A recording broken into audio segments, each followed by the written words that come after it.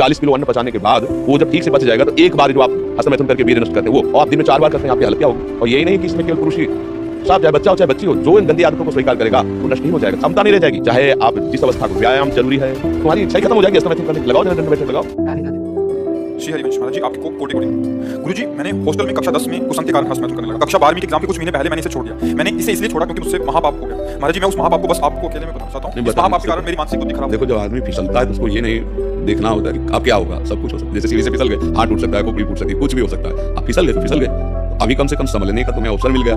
तो जो कुछ हुआ, जब फिसल गए तो जो कुछ भी हो सकता है। देखो, ये अगर सबसे बड़ा दुश्मन है संसार में, तो जो मन भोगों में जा रहा है सबसे बड़ा दुश्मन मन है। जैसे मानो काम है, अगर काम आपके अंदर अपना अधिकार कर लिया, फिर मतलब पशु में और आप में अंतर नहीं रहेगा। जैसे पशु ये नहीं देखता कि ये हमारे क्या रिलेशन में लगती, नहीं हमारा क्या संबंध, वो नहीं दिखता। वो ऐसे ही जब काम आ जाता है तो कोवा मदांधो मदना तुरुवा। बोले अंधों में अंधा, मतलब बड़ा अंधा कौन है? बोले जिसके अंदर काम ने व्याकुलता पैदा कर दी। वो कुछ भी कर सकता है, मतलब अब उसमें ये कर सकता है, ये कर सकता है, ये नहीं, वो कुछ भी कर सकता है। आप समाचारों में सुनते हैं, लोक में देखते हैं, वो संभल नहीं पाए, काम ने अधिकार कर लिया, सर्वनाश कर दिया। तो वो तो बात छोड़ो, जो हो गया उसको तुम भूल जाओ, एक बुरा स्वप्न मान करके। जब हम कह रहे हैं वैसे चलो, अगर वो तुम्हारी हालत बच्चा ऐसी जैसे तुम्हें चेक कर देख रहे हैं, यही तो इसी बात का तो हमारा दुख है कि हमारी नवीन पीढ़ी बहुत बुरी तरह बर्बाद हो रही है। और डॉक्टर और सलाहकार ऐसे मिलते हैं कि वो प्रोत्साहन दे देते हैं कि फिजिटेशन क्या, हाँ, आविष्कार से क्या होता है, देखो इसका चेहरा कितने तनाव से युक्त है, और वो कह रहा है मैं ऐसी चेष्टा कर। तनाव मुक्त चेहरा जानते हो किसका होता है? जिसमें संयम होता है, जो सत्य मार्ग, वो तनाव मुक्त, मुख प्रसन्न तन तेज विराजा कीने से रामचंद्र कर काजा। मुख प्रसन्न होता है क्योंकि भगवान भगवत कार्य में लगा है ना। गंदे आचरण वाला कभी किसी को देख लेगा, उसका चेहरा ही ऐसा। अब कितनी नव किशोर अवस्था, बिजली की तरह शरीर में स्फूर्ति, एकदम चमकता हुआ चेहरा। ब्रह्मचारी के चरण ऐसे पड़ते हैं जैसे आग में पड़ते हैं, चल जाता है।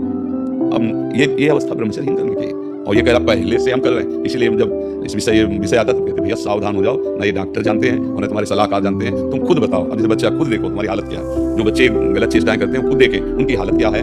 सबसे बड़ी हानि की स्मृति जाने लगती है, उनकी स्मृति में दम नहीं रहती। दूसरी, शरीर के जोड़ों से, क्योंकि वो एक बहुत बड़ी शक्ति है ना, अब वो जोड़ वो कहीं एक जगह नहीं, जैसे विद्या की थैली ऐसे कोई ऐसा नहीं है, पूरे शरीर में आपके वो जीव ही ऐसी चेष्टा होती है ना, वो मंथन करता है, मनोवाह नाड़ी है। जैसे दूध से पूरा घी निकाल के मसानी अलग कर देती है ना, मंथन कर, ऐसे पूरे शरीर से पावर निकाल के बात कर देती है। एक मन अन्न अच्छा स्वादिष्ट और बलशाली जब पचा लेते हैं, तब एक बार संतान उत्पन्न करने का वो शरीर में आता है, जिसे सप्तम धातु वीर्य कहते हैं। अभी बच्चे हैं, उनको पता है नहीं, उनको तो कुछ ऐसा लगा कि सुख है, उसकी किए जा रहे हैं और हालत नहीं हो रही। अच्छा, ये चर्चा ऐसी है, कोई करता है? माता पिता बैठ के बता नहीं सकते बच्चों को। अच्छा, संत महात्मा क्यों ऐसी गंदी बात पे बोले? तो भगवान की चर्चा करेंगे, कोई कर। अब हमारे पास भगवत के पास जैसे बच्चे आए सब नए, तो फिर लगा कि इस विषय पर इनको ज्ञान होना चाहिए, इसीलिए वो यूट्यूब में डलवाया कि नहीं, ये चीजें बातें थोड़ी की, मतलब गंदी बातें कौन करे। हम राधा राधा बोले, इसका मतलब होता है अभी बाली निकल रही है, और उस समय की उनकी फसल काट लो, तो ना ठीक से भूसा होगा, ना एक दाना मिलेगा, एक दाना नहीं मिलेगा, वो ये फसल है, काट दी। अच्छा, 1 महीना केवल रुक जाओ, पूरी बाली आ गई और दाना आ गया और पक गया। बोले कितना? बोले 80 मन। तो समझ रहे हो, आप 20-22 तक ब्रह्मचर्य रहो, फिर ब्याह करके गृहस्थी में जाओ, तो इतना मजबूत हो चुके हो कि तुम्हें वो गिरा नहीं पाएगा, ये स्थिति नहीं आ पाएगी, मस्त रहोगे। तभी तो सही भाई गुरुकुलों में यही तो शिक्षा देके गृहस्थ में भेजा, परिपक्व करके। अब देखो कैसे बताएं, अब बहुत छोटे बच्चा और बहुत बुरी स्थिति अपनी कर ली। अच्छा, जैसे मान लो सलाहकार मित्र हैं, इन बच्चों के सलाहकार कौन? मित्र, वो क्या हम लोग करते हैं। अच्छा, आप किसी बड़े से बात करें तो हिम्मत नहीं देगी। अच्छा, संसारिक आदमी में उसको खुद ज्ञान नहीं है, मान लो जैसे माता पिता संसारी में रहते हैं, उनको खुद ज्ञान नहीं कि मुझे क्या इस समय निर्णय करना चाहिए। ये तो भगवान की कृपा हो कि संतों की वाणी आप तक पहुंच रही है, नहीं तो इस विषय पर नहीं बोला जाता। 4 पढ़ने में लिख के लेके आया, वो किसी से आपको बता दूं, मुझे पूछना है, मतलब तुमको बताना है। 4 में पूरा रजिस्टर लिख सकते हो, तुम्हारी इतनी कमियां हो चुकी हैं शरीर में। अब अगर हमारी बात सत्य में पाप हो गया है, छोड़ दो तुम इस समय। देखो देख रहे हो इसकी बुद्धि क्या होता है। हम बगा ना, सबसे बड़ी कमी होती है कि बचाओ अपने बच्चों को, बचाओ अपने समाज को, बचाओ। पागल कहने लग गए। अब हम शब्द नहीं उच्चारण कर रहे, लेकिन क्या कह रहे हैं? सबसे बड़ी जो कमी है, बचाओ बच्चों को, बचाओ। अभी नादान बच्चे अपना नाश कर लिया, अभी क्या बनेंगे? ये भारत की सेवा करेंगे, माता पिता की सेवा करेंगे, अरे अपने शरीर की सेवा करने लायक नहीं रह जाएंगे। बस कैसे हम इस विषय पर क्या बोले? और नाम जब करो भाई, हमारे बस की तो बात है। हम जादू टोला तो जानते ले कि छूछा कर देगा कुछ ऐसा, सीधी बात है, धर्म से, भगवत मार्ग से, शास्त्र संयम से चलने की चर्चा यहाँ है, यहाँ और कुछ तो नाम दवा जानते हैं।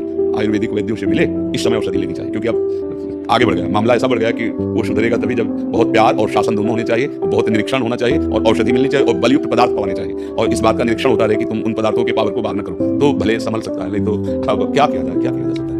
तो राधा राधा जब तक कुछ देर क्या